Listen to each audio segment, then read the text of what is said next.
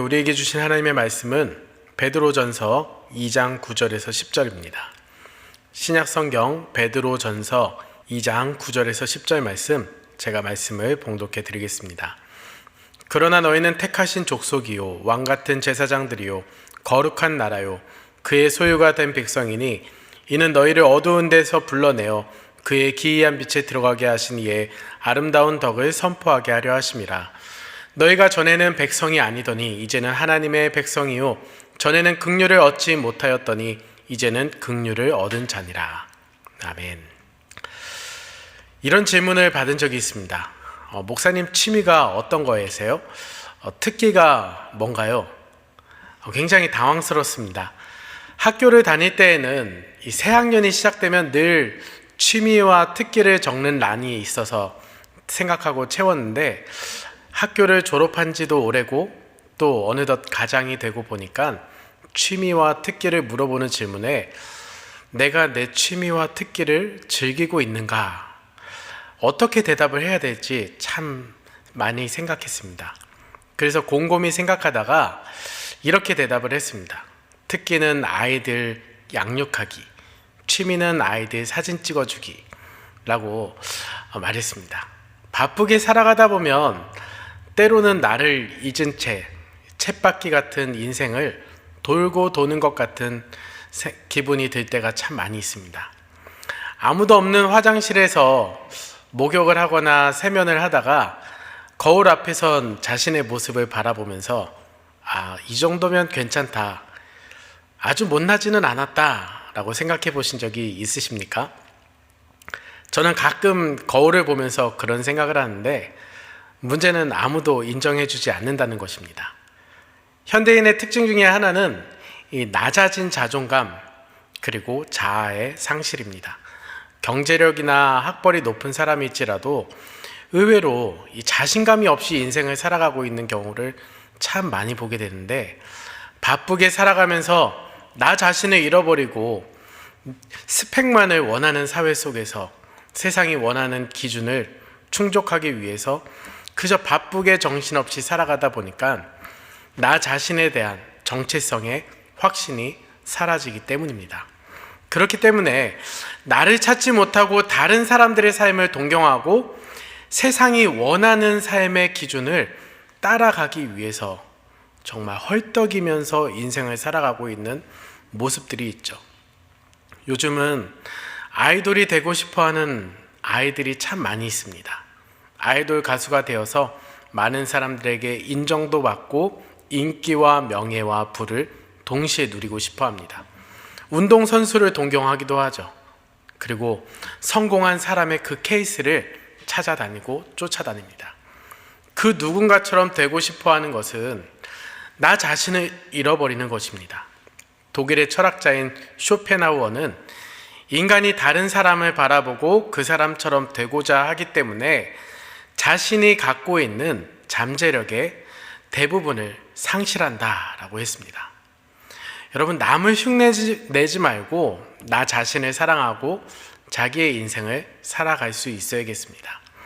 만약 하나님께서 우리 모두가 똑같기를 원하셨다라면 그냥 같은 모습으로 만드셨을 것입니다. 근데 우리는 키와 몸무게, 그리고 얼굴의 모양, 체격, 걸음걸이, 이 모든 것이 다 다르지 않습니까? 유머 감각이나 취미도 다 다르고 취향도 다 다릅니다. 같은 뱃속에서 태어난 아이들이라 할지라도 좋아하는 게 다 다르고 원하는 바가 다 다른 것을 저는 저희 집 아이들을 통해서 알 수가 있습니다.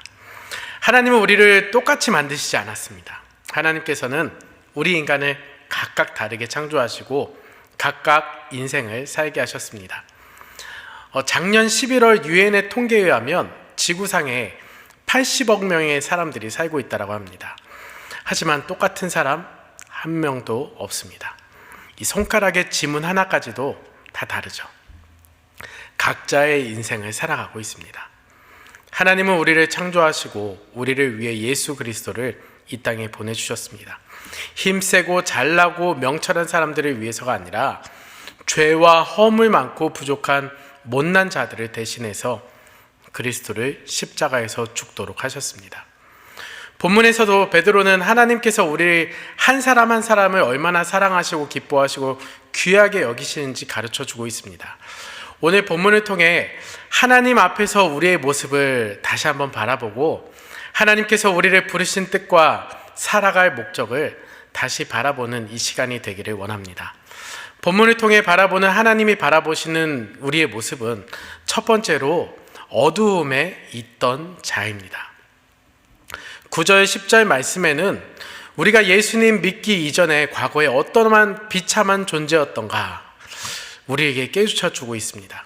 9절 중반에 보면 이는 너희를 어두운 데서 불러내었다 라고 말씀하고 있는데, 예수님을 만나고 그분을 믿기 전에 과거에 우리는 어두움에 있었던 사람들이었습니다. 죄와 사망의 권세에 짓눌려 있었던 사람들이었습니다. 그저 죄가 더러운 줄도 모르고 얼마나 악한 것인지도 모르고 이 죄악의 어두운 시궁창에서 헤매면서 살아갔습니다. 부끄러운 줄도 모르고 타락함 가운데 빠져 살아갔습니다. 또 인간이 본래는 하나님의 형상으로 창조되었습니다. 그런데 하나님을 배반하고 불순종함으로 떠나감으로 인해서 하나님의 백성이 되지 못한 것입니다.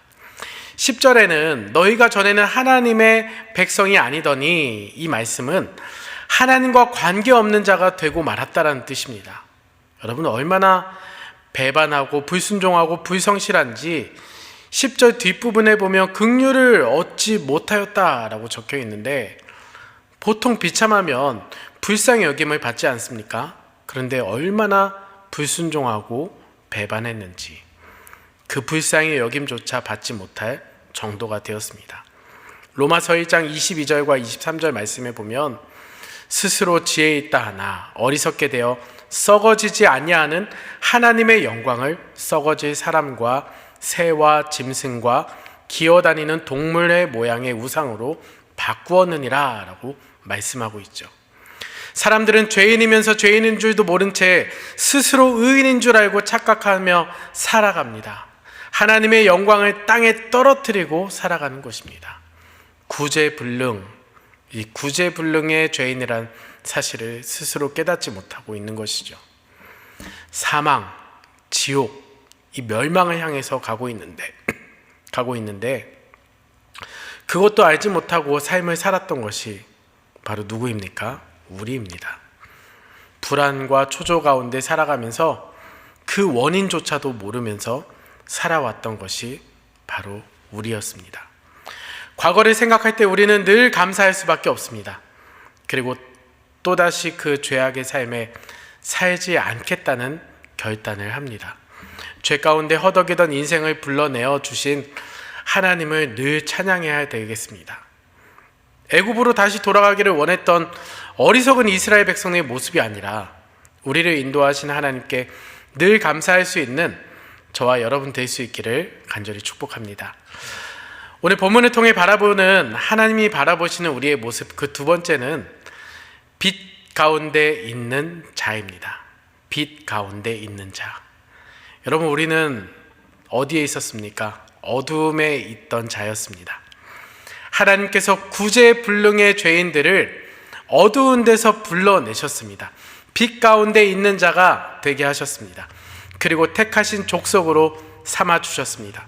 도무지 불쌍히 여김을 받을 수 없는 사람들을 불러내시고 뽑으셔서 하나님의 백성으로 삼으신 것이죠. 여러분, 여러 사람 중에 그래도 좀 우수해서 좀 더 착해서 우리를 불러 뽑으신 것이 아니라, 무슨 자격이 있는 것이 아니라 어떤 공로가 있어서가 아닙니다. 전적으로 하나님께서 은혜를 베푸셔서 우리를 불러주시고 택하신 것입니다. 이렇게 하나님의 백성으로 택하실 뿐만 아니라 하나님께서는 교회와 우리 성도님들에게 왕 같은 제사장의 지위를 부여해 주셨습니다. 왕이 무엇입니까? 왕은 모든 나라 백성을 지도하고 질서를 만드는 자입니다. 그 왕은 그런 일들을 하라고 권력이 그에게 부여가 된 것이죠. 여러분, 그럼 제사장은 무엇입니까? 제사장은 사람에 불과함에도 불구하고 하나님과 사람 사이에 서서 사람들을 하나님께로 중보하고 하나님의 말씀을 사람들에게 전달하는 그런 중대한, 그런 아주 과분한 직책을 맡은 사람이 제사장입니다. 죄 가운데 멸망받을 수밖에 없는 우리들을 하나님의 백성 삼아주신 것만도 정말로 감사한 것인데, 하나님께서는 우리를 왕과 제사장으로 삼아주셨습니다. 그렇게 해서 하나님의 소유된 백성으로 삼아주셨습니다. 하나님의 소유된 백성이라는 것은 하나님께 소속된 사람들이라는 뜻이고, 하나님께서 특별한 관계를 가진 사람이란 뜻입니다. 땅을 내 소유하려면 어떻게 해야 될까요? 그저 내 집이라고 하면 내 것이 될까요? 무엇을 내 소유로 하려면 값을 지불하고 사야 됩니다. 그래서 소유된 이라는 말씀은 값을 주고 샀다라는 의미를 포함하고 있습니다. 하나님이 값을 지불하시고 그 백성들을 자신의 것으로 사신 것입니다. 여러분, 우리는 내 시간, 내 인생, 내가 누리고 싶은 것, 내 욕심이라고 말할 수 없습니다. 왜냐하면 주님이 우리를 사셨기 때문입니다. 하나님께서 우리 한 사람 한 사람을 주목하고 계시고 보호하시고 보존하시는 이유는 하나님이 값을 지불하시고 우리를 사셔서 당신의 소유로 삼으셨기 때문입니다. 또한 하나님의 거룩한 나라가 되었습니다. 여러분, 거룩하다라는 의미는 특별히 구별된 이란 뜻입니다. 이스라엘 백성들 위에 수많은 백성들이 있었지만 이들을 특별히 따로 떼어서 구별하신 것입니다. 우리는 거룩해야 됩니다. 하나님께서 따로 구별한 나라이기 때문입니다. 백성이기 때문이죠. 하나님의 법과 가치관이 적용되기 때문입니다. 죄악된 세상과는 구별한 공동체가 바로 우리 공동체입니다. 거룩한 하나님을 본받아서 거룩한 공동체로 우리를 만들어 주신 것입니다. 이 교회가 바로 이러한 공동체입니다. 죄 가운데 죽었던 사람들이었는데 하나님께서 부르시고 택하셔서 특별한 신분을 가진 사람들로 만들어준 그 사람들의 모임이 바로 교회 공동체입니다. 세상과는 구별된 사람들의 공동체, 하나님과 특별한 관계를 가지고 이제 하나님을 향해서, 하나님 나라를 향해서 나아가고 하나님을 닮아가는 공동체가 바로 교회입니다. 여러분, 어둠에서 빛으로 옮겨졌다라는 것, 이것은 구원의 경험을 표현할 때 자주 사용되어지는데, 우리는 어둠 가운데 있었는데 이제 빛으로 들어가게 하신 것입니다. 우리의 구원은 죽은 상태에서 생명을 얻은 것이고 어둠에서 빛으로 우리가 인도된 것이죠. 거짓이 가득한 세상에서 참 진리로 나아가게 하셨습니다. 모든 것을 가능케 하신 것이 빛과 진리와 생명 되신 바로 예수 그리스도이십니다. 사랑하는 성도 여러분, 현재 우리의 모습은 예수 그리스도의 참 비단에 거하는 자들입니다. 예수 그리스도의 능력이 우리 가운데 나타날 수 있어야 됩니다. 빛 가운데 거하는 우리 성도님들은, 또 우리 교회는 세상 속에서 하나님의 택한 백성이며 왕 같은 제사장의 특권을 가지게 되었다는 이 사실을 분명하게 확신하고 믿으실 수 있기를 바랍니다. 본문을 통해 바라보는, 하나님이 바라보시는 우리의 모습, 그 세 번째는 바로 사명자입니다. 사명자. 왜 하나님께서 우리를 어두운 데서 불러내서 빛에 들어가게 하셨을까? 왜 택하신 족속이요 왕 같은 제사장으로 부르셨을까? 베드로전서 2장 9절에는 이렇게 말합니다. 그러나 너희는 택하신 족속이요 왕 같은 제사장들이요 거룩한 나라요 그의 소유가 된 백성이니 이는 너희를 어두운 데서 불러내어 그의 기이한 빛에 들어가게 하신 이의 아름다운 덕을 선포하게 하려 하심이라. 하나님께서 우리에게 이 특권과 은혜를 주신 목적이 오늘 방금 전에 읽은 이 9절 뒷부분에 분명히 나오는데, 너희를 어두운 데서 불러내어 그의 기이한 빛에 들어가게 하신 그분의 아름다운 덕을 선포하게 하려 하심이라. 하나님이 우리를 이러한 모습으로 부르신 데에는 특별한 이유가 있습니다. 우리를 이렇게 놀라운 모습으로 변화시킨 이유는 바로 선포하게 하기 위함입니다. 이 단어는 신약 성경에 이 헬라어가 한 번 기록되었는데 밖으로 그리고 알리다의 합성어입니다. 우리는 이 놀라운 사실을 밖으로 알려야 되는 것입니다. 우리가 누리고 있는 놀라운 것들을 바깥으로 나아가서 사람들에게 자랑하고 알려주는 것을 이야기합니다.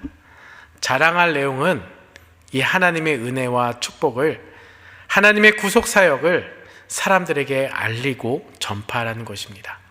바로 이것이 바로 교회가 해야 될 일입니다. 교회는 정치적인 의견을 피력하거나 환경을 지키기 위해, 가난한 사람들을 돌보기 위해서 모인 사람들이 아닙니다. 물론 그것이 분명히 교회가 해야 될 일이긴 하지만 교회가 세워진 첫 번째 목적이 아니라는 것입니다.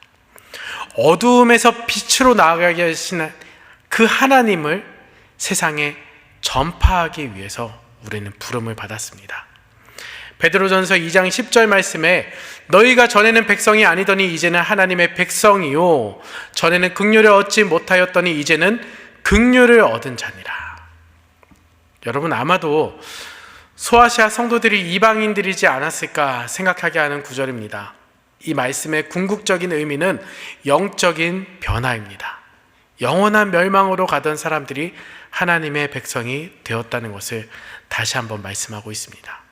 어떻게 이것이 가능할까? 모든 사람들은 8절에서 말하는 영원한 멸망으로 가던 사람들이 아닙니까? 그러나 우리는 바로 예수 그리스도 때문에 하나님의 백성이 된 것입니다.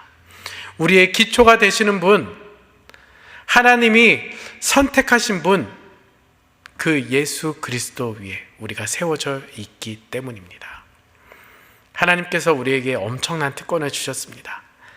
죄악 가운데서, 어두움 가운데서 멸망할 수밖에 없던 우리들인데 그 어두운 데에서 불러내어서 택하시고 하나님의 백성으로 삼으셨습니다.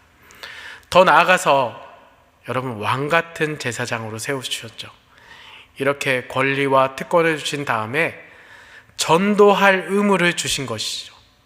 권리를 가진 사람은 의무도 감당해야 되는데 하나님께서 이 특권을 주시면서 이런 특권을 가지지 못한 사람들에게 그것을 나누어 줄 의무를 우리에게 주신 것입니다.